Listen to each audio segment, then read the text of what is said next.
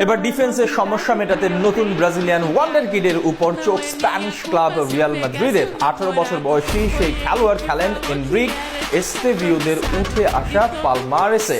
সেখানে এই ওয়ান্ডার কিডের জন্য 100 মিলিয়ন ইউরো বা 1200 কোটির রিলিজ ক্লজ বেঁধে দিয়েছে তার ক্লাব পালমারেস।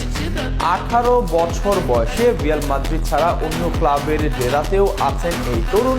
কে এই তরুণ, কেন তাকে নিয়ে সব ক্লাবের এত আগ্রহ, কেন তাকে এত মূল্য দিয়ে রেখেছে তার ক্লাব, সব নিয়ে বিস্তারিত থাকছে প্রতিবেদন।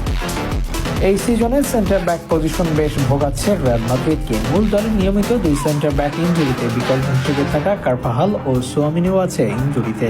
এমনকি একাডেমির জুয়ান মার্টিনেজ এসিএল ইনজুরিতে গেছেন ছিটকে। এই মুহূর্তে তাই সেন্টার ব্যাক অপশনে একজনকে পাওয়া রিয়াল মাদ্রিদের জন্য আবশ্যক হয়ে গিয়েছে। আর এখানেই মাদ্রিদের নজর 18 বছর বয়সী ব্রাজিলিয়ান ভিক্টর রেইসের দিকে। ভিক্টর রেইস খেলেন